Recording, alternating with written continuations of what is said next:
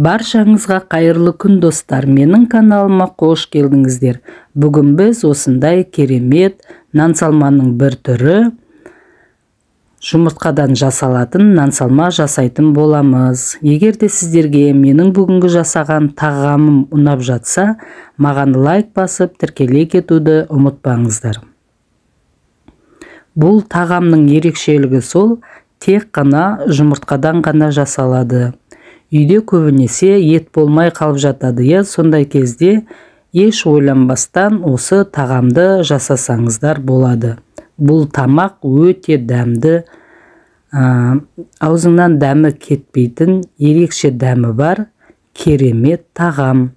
Бұл тағамды жасау үшін бізге қамыр, жұмыртқа және сармай ғана қажет.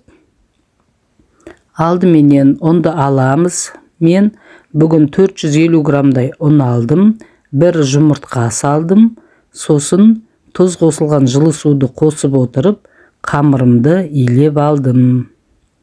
Кішкене бір зуала қамыр илеп жатырмын. Июн қандырып, осылай жақсылап қамырымызды илеп аламыз. Сосын салафанға салып, жарты сағатқа тындырып қойамыз.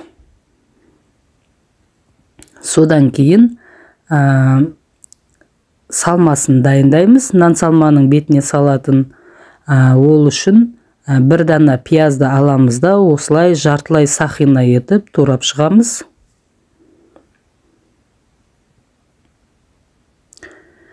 Сосын табамызды отқа қойып, ішіне сармайды саламыз. Бұл тағамның ерекшелігі сол, бұл тағамның бетіне сармай құямыз. Алдымен сармайды табаға салып осылай ертіп аламыз.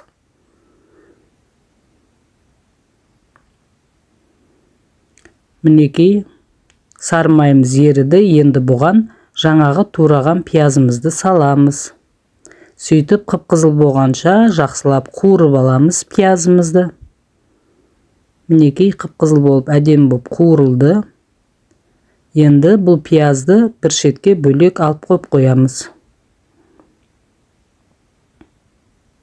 Қамырымыз тынды, енді қамырымызды жайып аламыз. Осылай жұдырықтың көмегімен, саусақтың көмегімен қамырымызды айландыра отырып, осылай жаймалап шығамыз. Кішкене бетіне ұн сеуіп отырып, оқтаудың көмегімен айландыра отырып, тағы да осылай жайып шығамыз. Мінекей мен қамырымды жайып болып қалдым. Енді қамырымызды кесеміз. Қамырымды ортасынан кесіп алам да,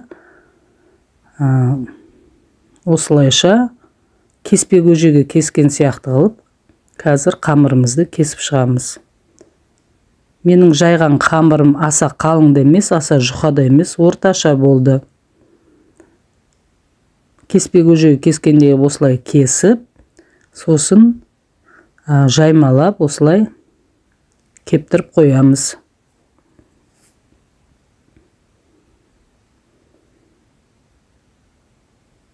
Мінекей менің қамырымды дайын болды. Кесіп, бәрін жайып, кептіріп қойдық.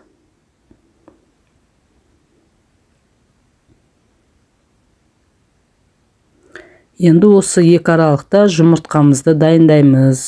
Мен бүгін 8 жұмыртқа алдым. Ыдысқа су құйып, жұмыртқамызды салып қайнатамыз.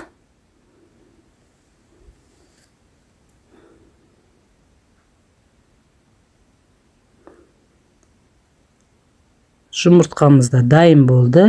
Енді дайын болған жұмыртқамыздың қабығын аршып, турап,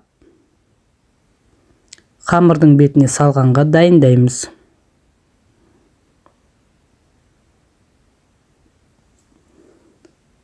Бұл тағамда біздің бала күнімізде жеген тағамдарымыздың бір түрі.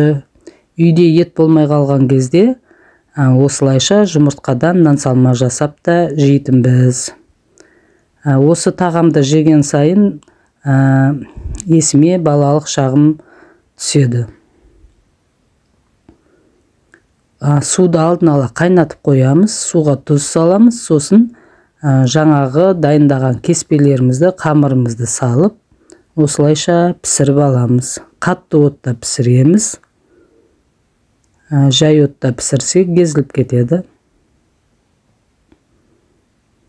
Мінекей қамырымызда дайын болды. Үстіне суық суды құямыз. Сөйтіп қамырымызды сүзіп аламыз. Нан шәуілмен осылайша суын ағызып, легенімізге қамырымызды салып аламыз.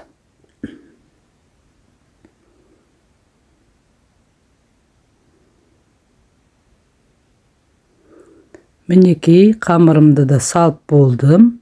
Енді жаңағы табадағы сармайға қуырылған пияз бар салмамды осылайша қамырдың бетіне барлық жеріне тигізіп, осылай құйып шығамыз.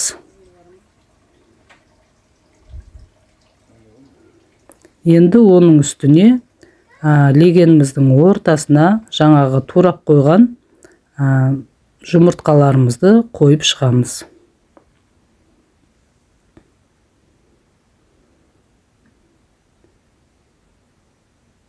Бұл нан салманың салмасы сармайдан, жұмыртқадан жасалғандықтан өте дәмді болады. Назар қойып тыңдағандарыңызға рахмет. Сіздерге менің бүгінгі видеом ұнады деп ойлаймын. Сіздер де осылай жасап көріңіздер. Сау болыңыздар.